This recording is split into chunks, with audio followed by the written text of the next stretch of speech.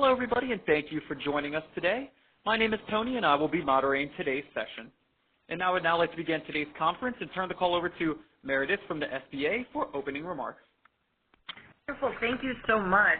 Meredith Olafson here with the U.S. Small Business Administration. I'm a senior advisor to the administrator. On behalf of Administrator Maria Contreras-Sweet, the SBA is thrilled to be partnering with Square on this important education effort.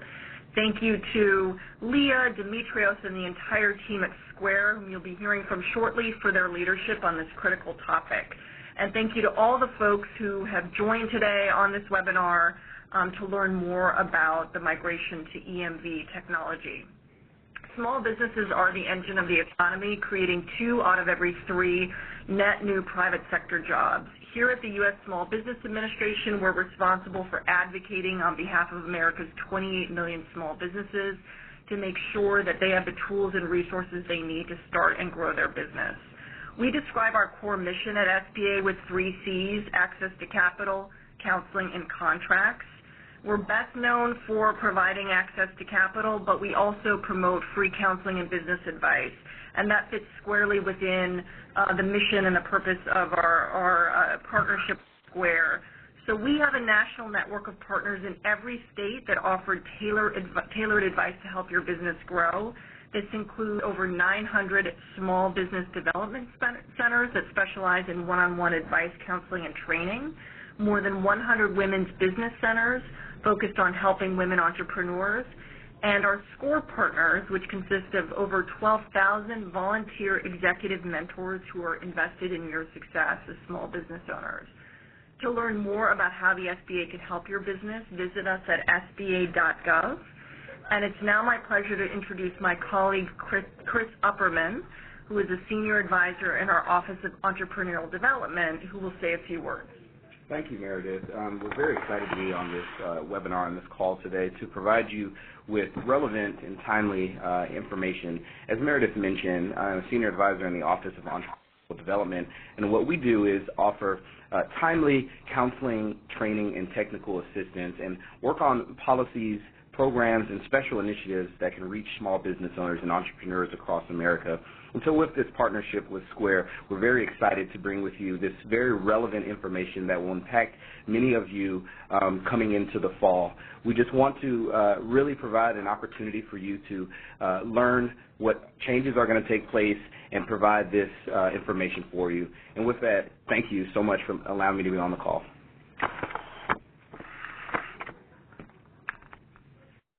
Hi, everybody. This is Demetrios Morantis from Square, and I'm the head of Square's Global Policy and Government Relations. I'm joined here by Owen Jennings from Square's business team. And as Meredith and Chris mentioned, we're here to talk about the imminent switch that we're all going to experience from magnetic stripe payment cards to chip cards, and what that means for you as small business owners, as well as alternative payment methods that you will likely see more and more from your customers in the coming months. As Meredith and Chris said, we are delighted to be working closely with the SBA to provide small businesses with more information on EMV and the upcoming liability shift that we'll discuss this afternoon. We're grateful to SBA for partnering with us and working with Tony to arrange today's webinar. At Square, we serve millions of businesses, large and small, and work with small business owners in particular to provide the tools you need to start, run, and grow. One of our main goals is to level the playing field for small businesses by making sure that you have the information you need to compete and to put your best foot forward. Too often, technology changes, such as those we are experiencing now with credit cards, are easily adopted by large companies with deep pockets, but are out of the reach for America's small businesses.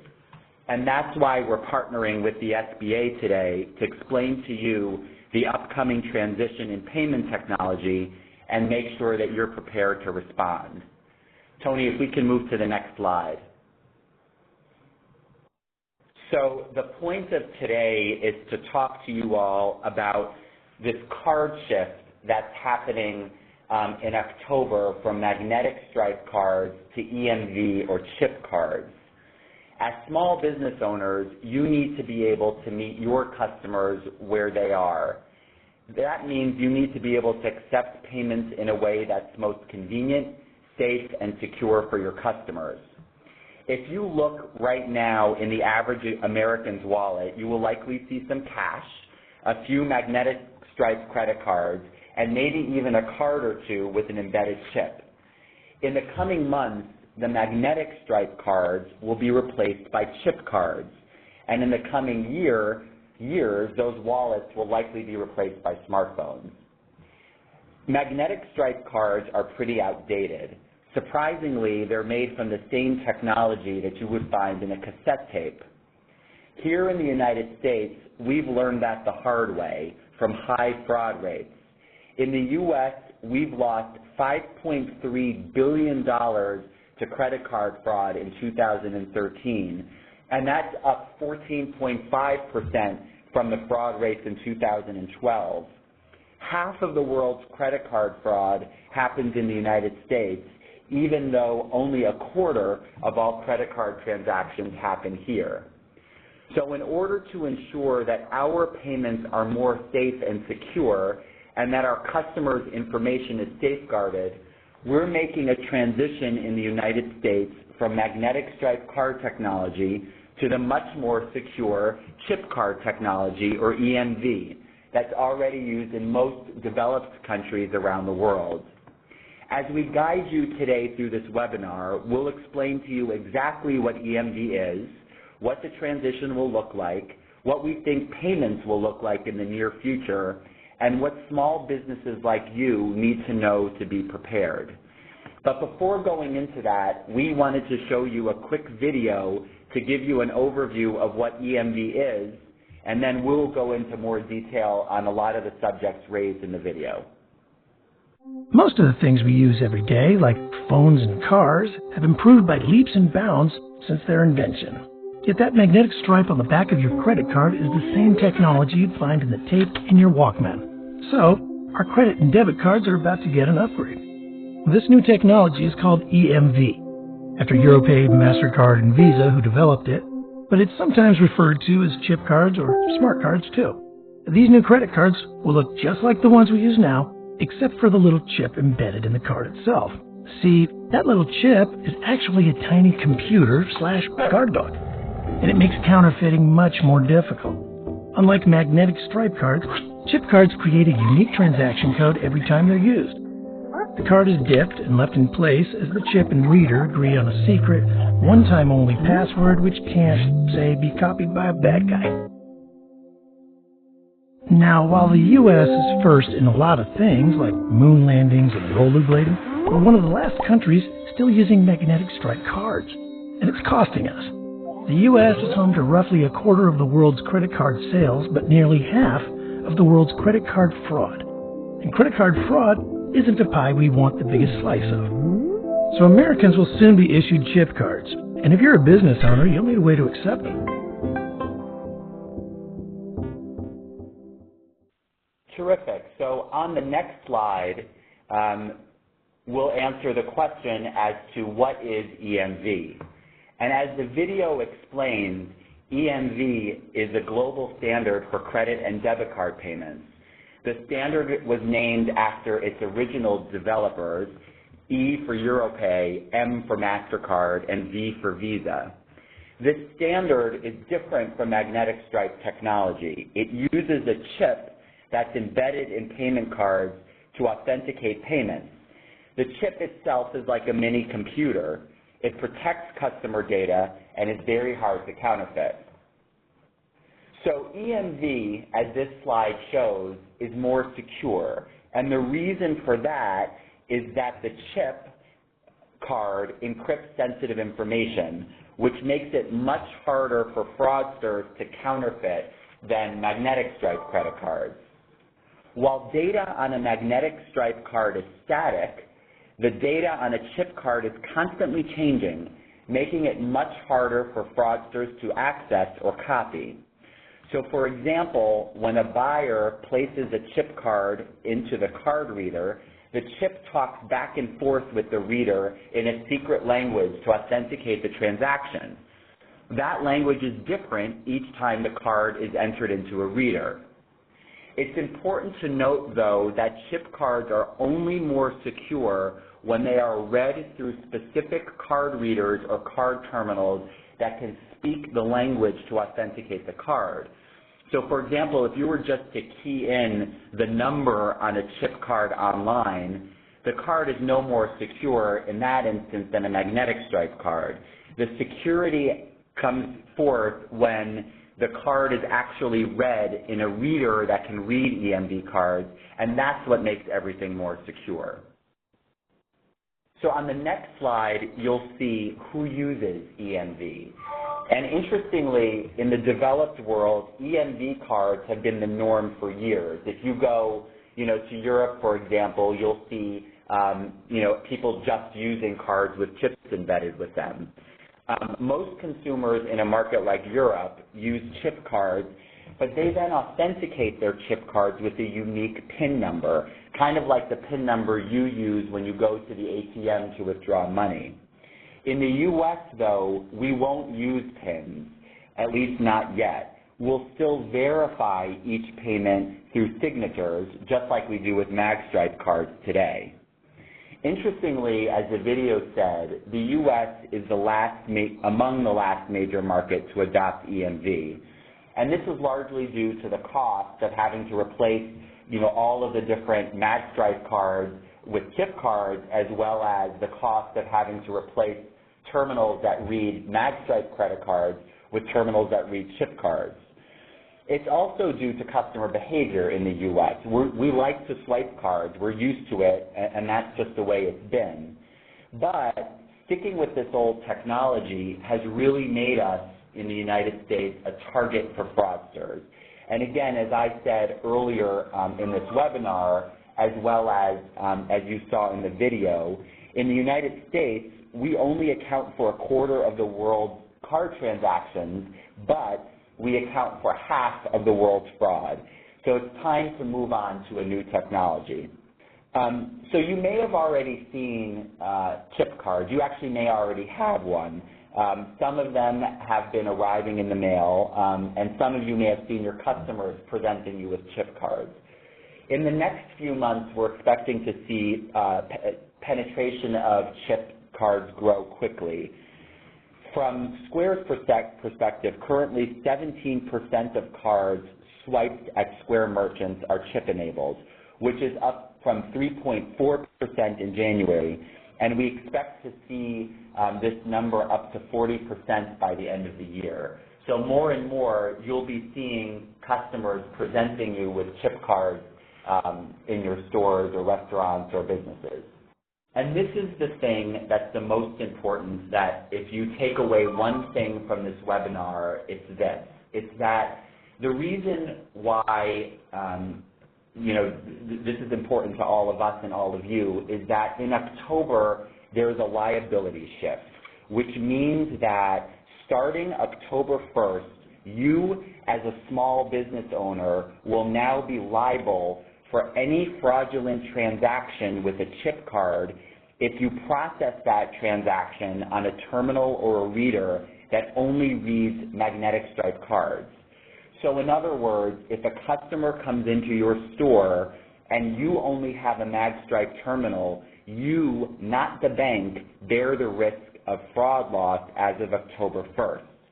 That's the loss that was previously covered by banks, but will now be, you will be liable for beginning in October. Now, I'm not saying this to scare you, because there isn't a law that mandates that businesses accept EMV. You won't be arrested if you don't have an EMV reader, but you will be liable for certain transactions that will come across your counter.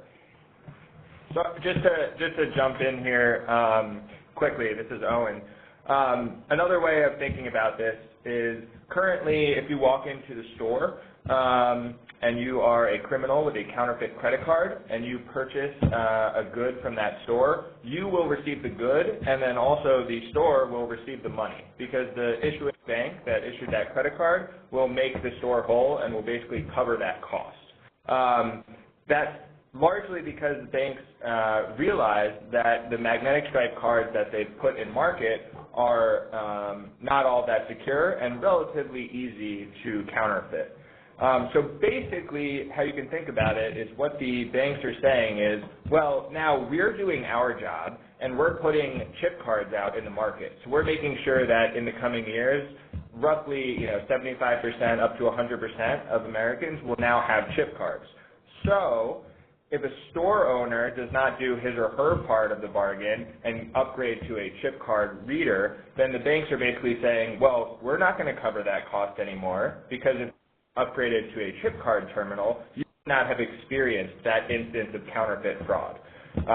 So basically, as chip card penetration increases, the banks are saying, well, you should really get a reader so you could accept chip cards so that we can get rid of this type of counterfeit fraud.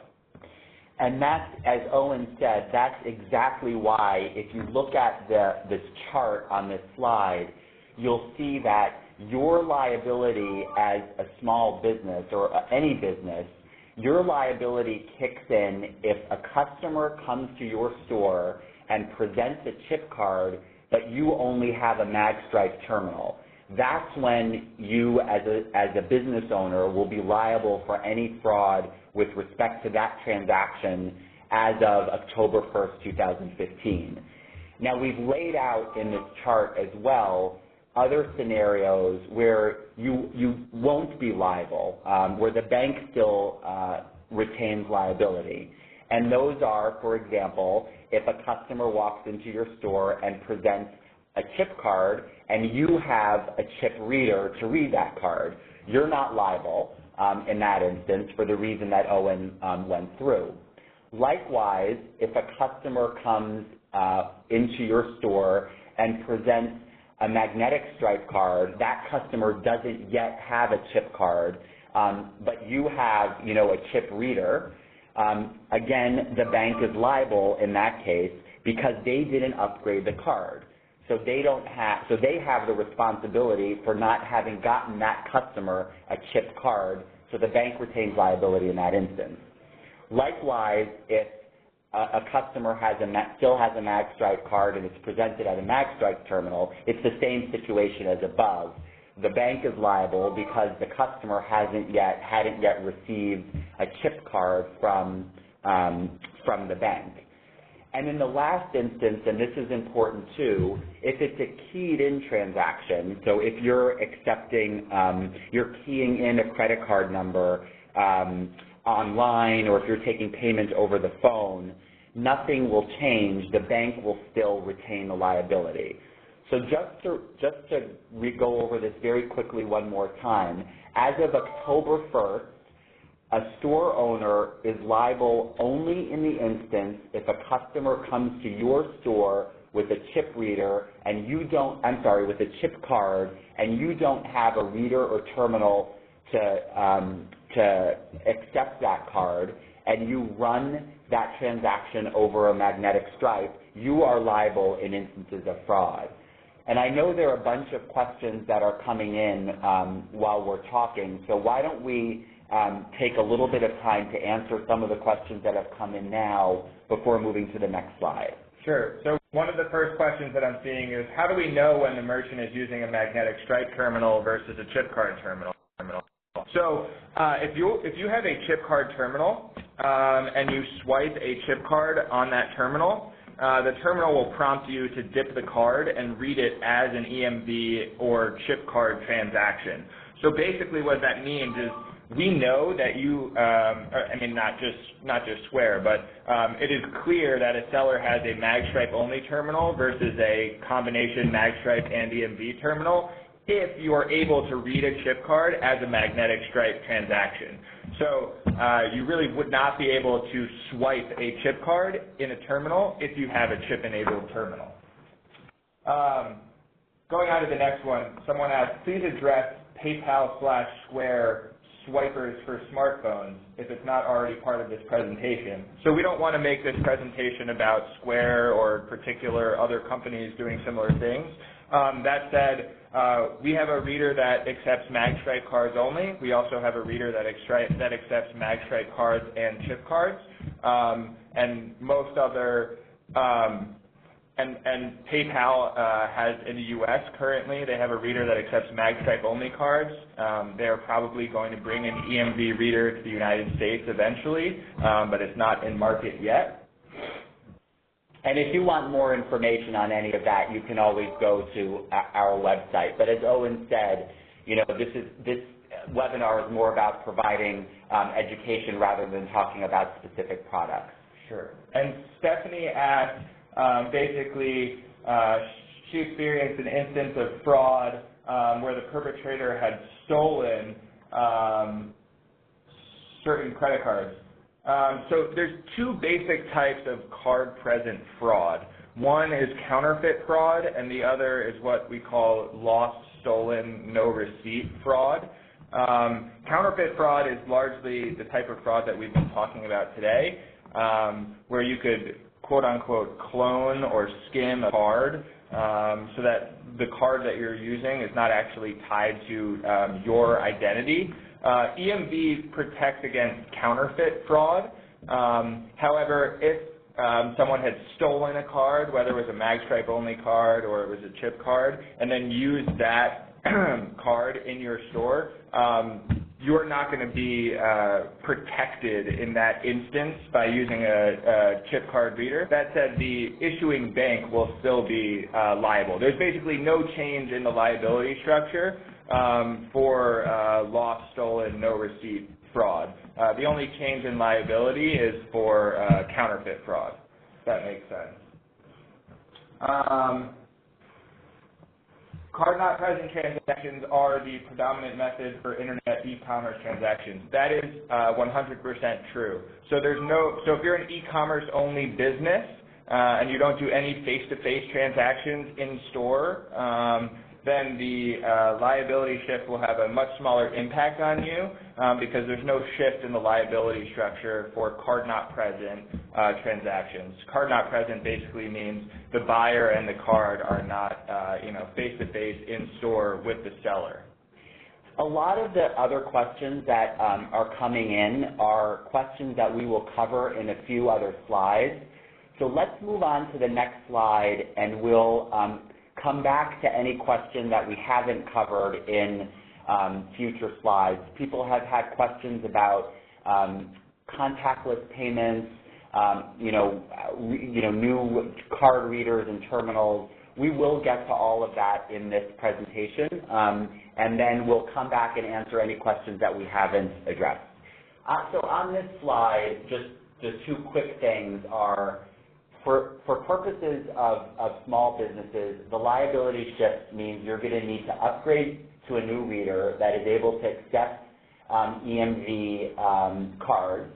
And when you do that, our whole behavioral pattern is going to change, because rather than swipe cards, we're now going to start dipping cards. You're going to need to leave the card in for a bit of time in order for the chip and the reader to interact with each other in order to authenticate the card. Now, as we were talking, a couple of questions, specific questions came in with respect to how much longer chip cards will take to authenticate versus magstripe, as well as is there a difference in size with chips, and some cards seem to have larger chips and other cards seem to have smaller chips. So I'm going to turn it over to Owen, who was answering that, but we were just talking to each other instead of to you. Perfect. Great practice. So it is true, Emv transactions take a little bit more time than magstripe transactions. So in general, what we see when we look across markets, when we look across merchants with differing setups in terms of internet connection, in terms of network connection, different types of hardware, et cetera, on average we see Emv transactions taking about 10 seconds. With Square, they're currently taking about 7 seconds. We're doing what we can to bring that down. And of course, I've had instances in Europe where a transaction in, say, a taxi cab has taken 20 seconds. But on average, it's about 10 seconds. This compares to about 1 to 3 seconds for a magstripe transaction. So on average, in terms of what you can expect, it should take maybe twice as long. We also think this is a great trade-off to make for the added security benefits that you get from EMV. And just for the sake of comparison, an EMV transaction is taking roughly the same amount of time as a cash transaction. When you factor in taking money out of your wallet, handing it over to the cashier is counting the money, puts it into the cash drawer, finds your change, counts it out, hands it back to you. So the difference between cash and EMV is kind of is not all that large, but there's probably something like double the amount of the actual authentication of the card for EMV relative to magstripe. And then just to hit the second question on the different sizes of chips, that is totally normal. I have 3 different chip cards in my wallet that I'm looking at right now, and they each actually have a different chip. There's a few different things going on. Basically, a chip can be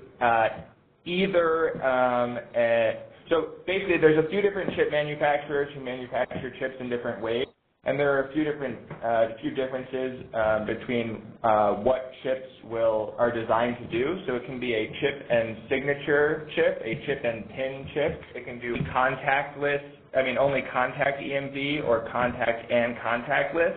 But the thing that matters for small businesses in the United States is if there is a chip on the card, it will work to be read as a contact EMV transaction, a chip card transaction, the sort of transactions we've been talking about, no matter what.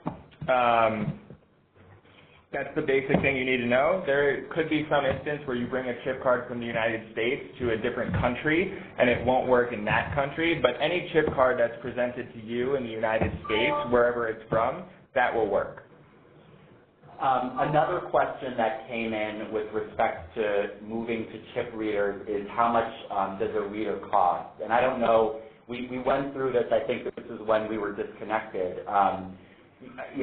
Again, this is the whole purpose of this webinar is not to endorse any particular product, but to give you a sense of what's out there. So as this liability shift is happening, you will see, a proliferation of readers and terminals that can accept EMV cards. Square is an example of a company that has chips that we've developed, chip readers, and you can obviously go to our website to see that. But there are also other companies out there who are doing similar. The price of these range from free to a cost as well. And so depending on what your needs are as business owners, you can look around and see what works best for you as a solution. Another question that came out was with respect to Apple Pay, and that leads to the next slide, Tony, which is some alternative payment types that are coming onto the market now, Apple Pay being an example of one. So, we're here talking about EMV and talking about the transition to EMV and to new forms of payment, but EMV isn't the end-all and be-all. There are other forms of payment methods that are coming out that will vary with respect to speed and security as well. And as technology evolves, customers are going to come to your counters, and they're going to present different forms of payment, whether it's an EMV card, whether it's Apple Pay, Samsung Pay, Android Pay. And what we're seeing right now is the development of, contactless payment. Apple Pay is an example of it. Contactless payment is something very different in that it relies on a different form of technology. And Tony, if you could move to the next slide, we'll go into this in a little bit more depth. So contactless relies on something called NFC, which stands for Near Field Communications. Contactless payments are kind of nifty and cool in that they have advantages with respect to speed, convenience, and security. And so here's a little bit more on that. So first, contactless payments are much faster than EMV, or even mag stripe swiping. You know, as Owen said, it can take as long as 10 seconds to have an EMV payment, where a contactless payment can be instantaneous. It's just a touch. And so that can be something that's very exciting, particularly for businesses that value line speed. Second, contactless payments could be more convenient for customers, especially in the world that we're living in today, where more and more buyers are leaving their wallets at home and, you know, are relying on their phone or their watch or some device to make a payment. Third, and very importantly, contactless payments are very secure. In fact, they're probably the most secure. And the reason why is contactless payments use tokenization to toggle cardholder information, as well as biometrics like fingerprints to verify a customer's identity. So there's, you know, a speed, convenience, and security dimension to contactless payments, which could make it a form of payment that you'll see more and more. We don't see it as much in the U.S. as we do in other markets, but now with the development of Apple Pay and coming soon Samsung Pay and Android Pay, you know, we should see more and more adoption of contactless payments. So just to put this in differing terms, we're really excited about EMV and NFC. NFC is contactless payments. Apple Pay is one example of contactless/NFC, and those both sit under the umbrella of what we would call authenticated payments, which basically means these sorts of payments are super secure because it's really hard to counterfeit them, and it's really hard to, and it's really expensive to do so as well. So the tokenization that Demetrius is talking about basically means that the account number tied to your credit card is not being statically transmitted at the time of transaction. So the reason that it's easy, relatively easy, to counterfeit a mag stripe only card or to counterfeit the magnetic stripe on the back of any card is because the data is static. It's always just your account number every single time that it's swiped. With an EMV or an NFC transaction, that number is scrambled into some random string of numbers and letters, and then it's matched back to your account number and therefore to you and your identity on the back end. So they're both really secure in that way, but then NFC has two additional benefits that a lot of our buyers and sellers are excited about. The first one is speed, so you get all of the security benefits of tokenization, but you don't have to wait, you know, 5, 7, 10 seconds for the transaction as you might have to with EMV because NFC transactions are instantaneous. In addition, for example, on Apple Pay, the Touch ID or the biometric verification is huge because even though both NFC and EMV protect against counterfeit fraud, they protect against lost, stolen fraud in a different way. I could still steal Demetrius's EMV card and go and use it at the Walgreens down the street, unfortunately. I could not steal his iPhone and go and use it to make an Apple Pay transaction because I don't have his thumbprint, and therefore I can't be verified in that way. So there's an even additional security benefit for some of these implementations of NFC or contactless that's really exciting. And just moving to the next slide, this will put what Owen said in context. We wanted to just give you all a sense of the various payment types and what that means from the perspective of speed and security. So you'll see here we've tried to, you know, develop a chart that shows how many hamburgers you could sell in the same amount of time using different payment methods. And you'll see that the slowest is chip or EMV cards. You know, it's much more secure than magstripe, but the trade-off is it's a little bit more slow because the card and the reader talk to each other to authenticate the transaction. The next in terms of speed is cash. You're all familiar with, you know, the benefits and the downsides of cash.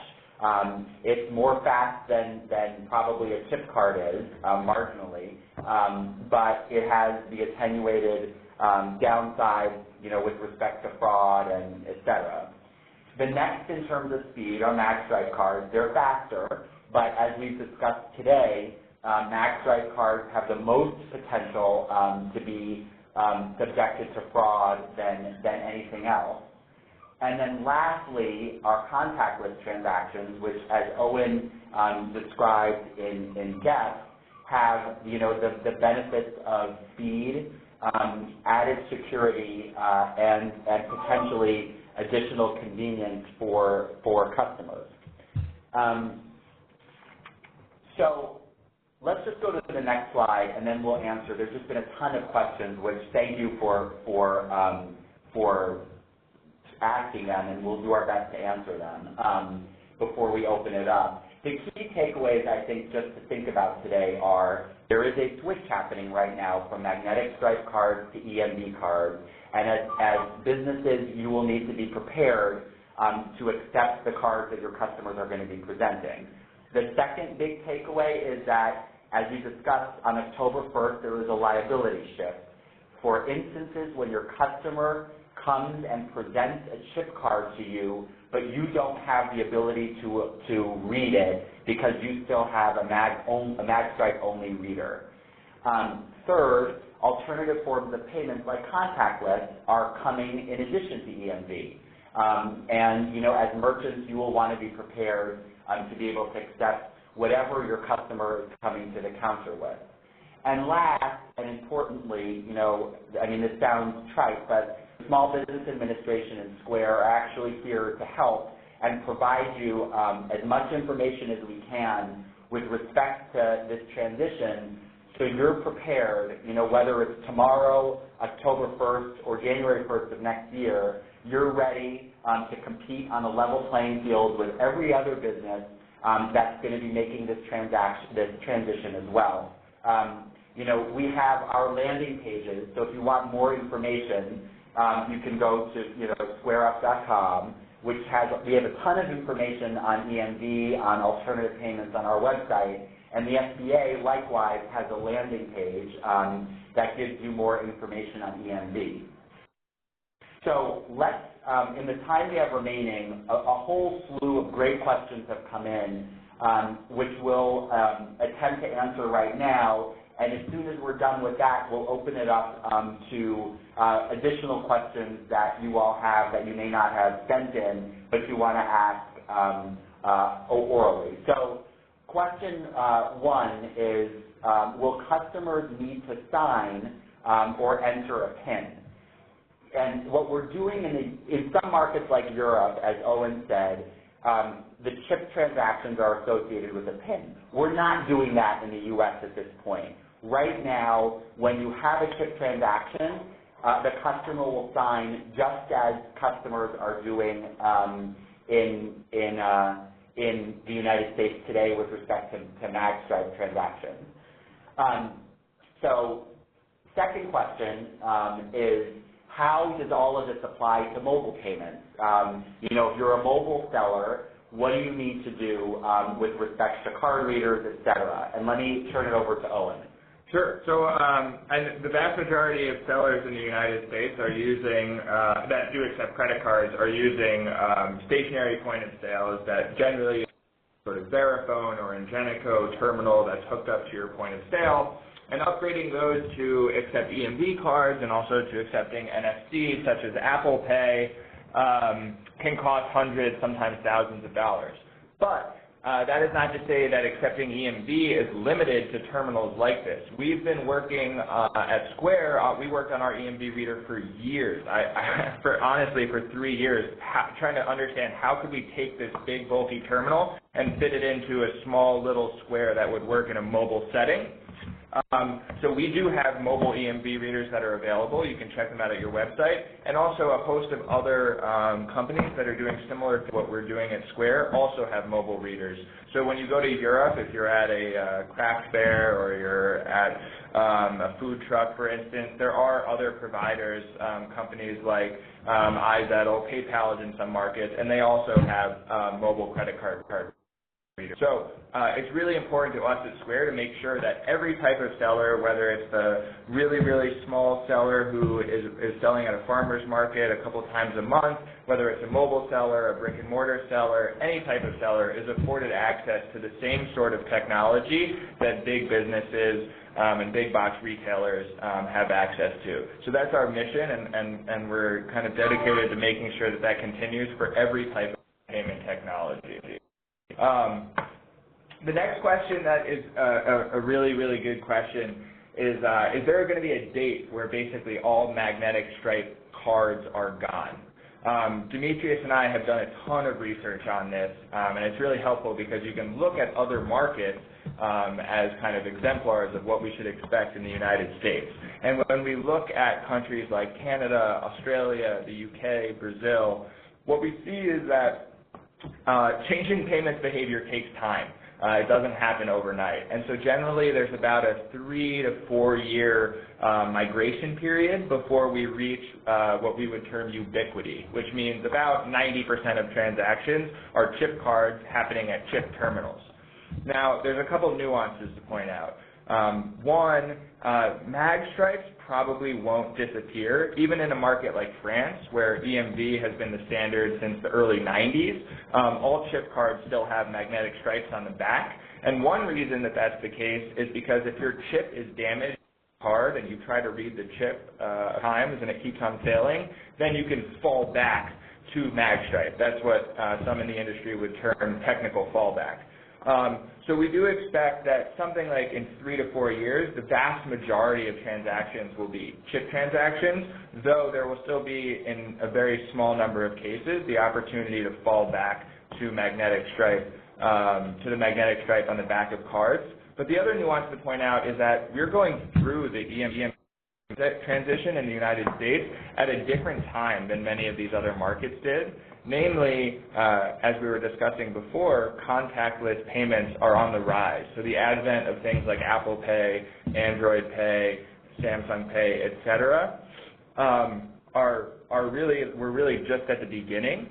And so we don't exactly know how this is going to play out. We could be in a world that's very similar to what we've seen in other markets where, in 3 to 4 years, pretty much all transactions are chip card transactions. That said, we could also be in a world where the vast majority of Americans are not thrilled about spending a couple extra seconds at the point of sale when they check out, and the move to EMV actually incentivizes increased adoption of NFC/contactless payments over time. So it's really exciting. We're at a turning point for payments in the United States, and we don't know exactly what's going to happen, and that's why we're dedicated to just making sure all of our merchants have the option to accept whatever form of payment comes across the table. Just looking at the other. So the next question was, is there a difference between debit and credit as it applies to EMV? And the answer to that is no. Yeah. An EMV card, there'll be debit EMV cards, and there'll also be credit EMV cards. That is right. Next question, if a chip doesn't work, can I key in, and will the bank take the liability? And the answer to that is, if you go back to the slide, Tony, you don't need to, but if you're thinking about the slide that had that, all the different scenarios, if you key in the transaction and there's fraud, the bank has the liability, not you.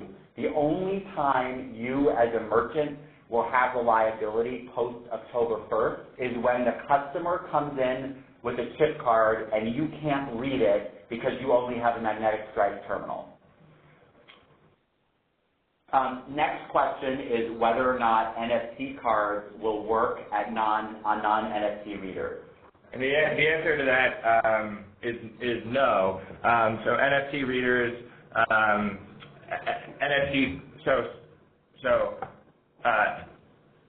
there are a few different implementations of NFC. So before I just say no, let me make sure I'm explaining this in an adequate way. So for instance, Apple Pay, Android Pay, things like that on your mobile device, that's an instance of NFC, and you will not be able to use those sorts of payment devices at a non-NFC reader. That said, In the United States, there are about 1.2 billion payment cards in circulation, and about 50 or 100 million of them are also enabled with a NFC chip in the card. So you might have one of these credit cards in your wallet. It has what looks like a sideways Wi-Fi symbol somewhere on the front or back of the card. The vast majority of these cards also have magnetic stripes, and the vast majority also have EMV chips in them. And so to the extent that you have one of these cards, you can basically use that card at any terminal. If it's a magstripe only terminal, you can swipe it. If it's an EMV and magstripe terminal, you can insert and /dip it. And if it's an NFC terminal, you can tap it. So if you have one of these cards that has all three, then you can use it at basically any terminal. So one question we got was, with EMV, will the banks and the processors charge more to either merchants or to cardholders? Largely the answer is no. Processing fees should not increase. In fact, costs are being driven down by EMV because instances of fraud are decreasing as we increasingly move to EMV. There may be some cost on merchants to upgrade their terminals to EMV/NFC terminals, which can cost, again, anywhere from free, depending on who your provider is, to several hundred and at times a couple $1,000s. And for cardholders, it actually does cost issuing banks much more money to produce a chip card relative to a magstripe card, something like 20 or 30 cents instead of 5 cents. But this cost is not being passed on to cardholders by any means. So really the only big cost on the system from a buyer or seller perspective is upgrading that terminal. So the next question we got was from Angie, who asked if a merchant already has a magstripe reader, will that merchant need to buy a new reader? And are they two separate readers, or are they two in one? So the vast majority will be two in one.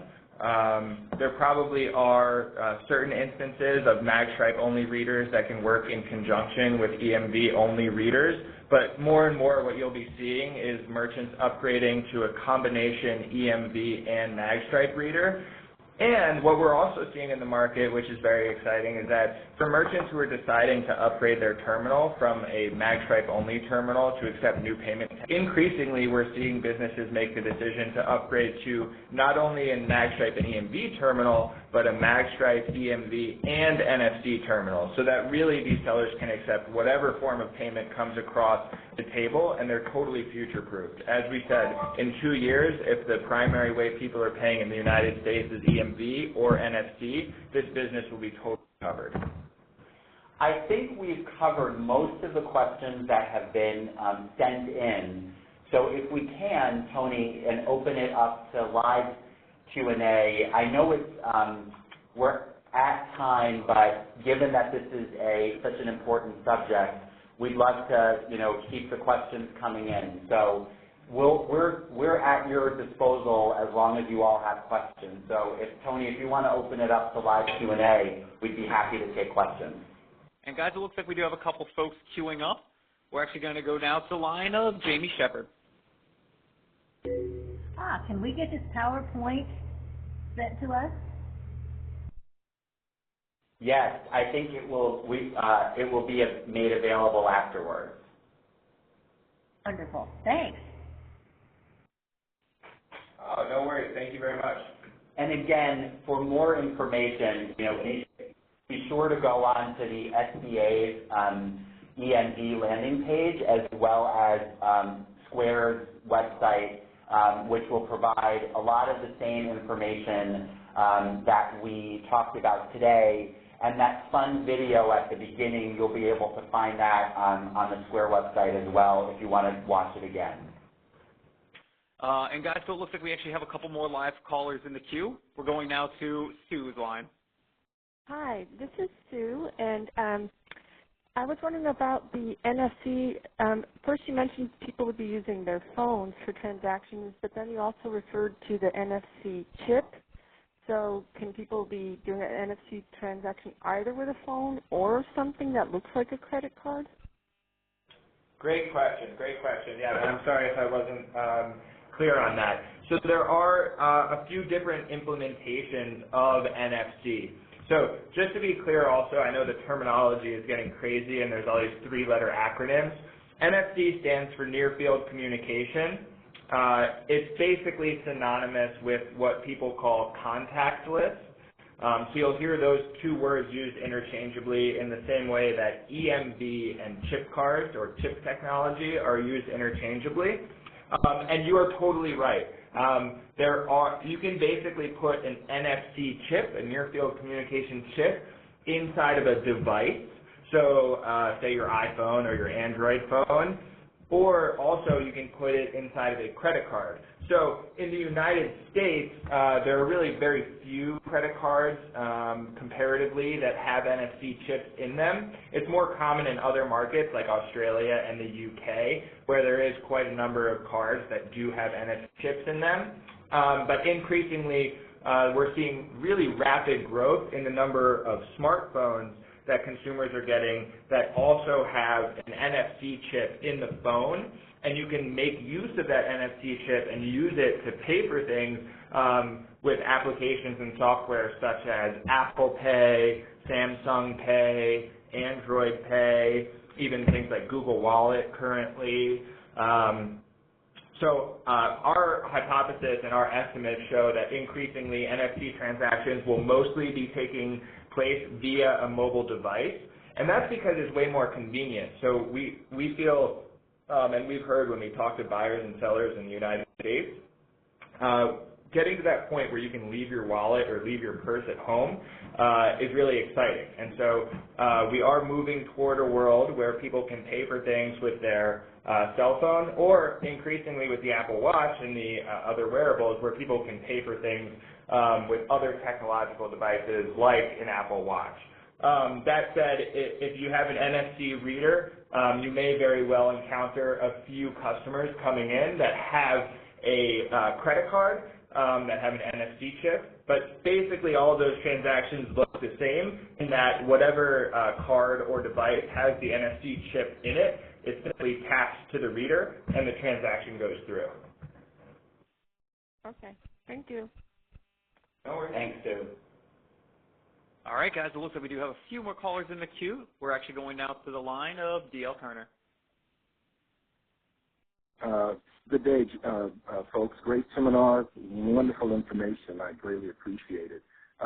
If, as a merchant, I recognize that a cardholder has a chip embedded EMV card, and I do not have the reader, can I deny that individual service with that particular card, as I don't want to take the risk as of October and I don't have a new reader? Is that illegal to do? Is there any, what's the jury say about that? It's not illegal. I mean, as a merchant, you want to put yourself in a position to accept, whatever payment your customer is presenting. And, if you're unable to take a card because you don't have the capability to do so, you can. There's nothing that's stopping you from not doing so. It's just a question of whether or not you would want to turn your customer away. And that's why I think a lot of merchants will be right. So there's nothing illegal. You're not committing any illegal act by turning them away. But that's why I think a lot of merchants are going to start now looking to have, EMV readers or terminals so that they won't be in that position after October 1st. I think it's important to mention that there are many affordable ways to be able to accept EMV transactions. As Owen said, you can get an EMV reader from anything from free to, a couple $1,000s depending on your needs. So, and at Square in particular, we're trying to, develop products that are affordable so that merchants don't ever have to turn a customer away. And I know other companies are doing likewise. Thank you. Thanks. All right, guys, it looks like we do have one final caller in our queue, and we're going to Katie's line. Hello. Hi, Katie. Hi. You just answered my question regarding about the old reader and the EMV readers, because obviously we are serving small businesses that still using that, and they're concerned about receiving or getting switched out to the new reader, to accept all the card or the chip embedded cards. So you just answered my questions regarding about refuse their service, or refuse their cards, or what can they do if they don't have that card reader yet. Great. So thank you very much for that. No worries, and I would just reiterate, so let's say that, for whatever reason, whether it's cost, whether it's something else going on, a merchant is still only has a magstripe only reader, and a buyer presents with a chip card. It is still totally fine in terms of it is totally functional that you can swipe that card. The only thing to worry about is might this be an instance of counterfeit fraud? So, excuse me? Right. Okay, yeah. So I've talked to, for instance, in my hometown, there's a used bookstore that does, a couple transactions a day, and probably 95% of their customers they know and they're friends with. And this seller was telling me, hey, Owen, I might switch to EMV soon, but to be honest, I'm really not worried at all about counterfeit fraud. I've never experienced an instance of counterfeit fraud before, and that seller is saying, hey, I'm comfortable continuing to swipe cards for the next several months. And while I myself am always, it's better safe than sorry, I think everyone should upgrade to EMV terminals over time. I understand that perspective. And so it's really the onus is on the merchant to decide whether you want to swipe the card and accept the transaction, or if you really don't feel comfortable and you really are nervous it's going to be an instance of fraud that you might be liable for. Thank you, Owen. That answered my questions. Okay. Great, Katie. Thank you very much for a great presentation. All right, thank you. All right, guys, and at this time, I have not seen any more live questions come into our queue. Thank you, everybody. Thank you so much, everybody.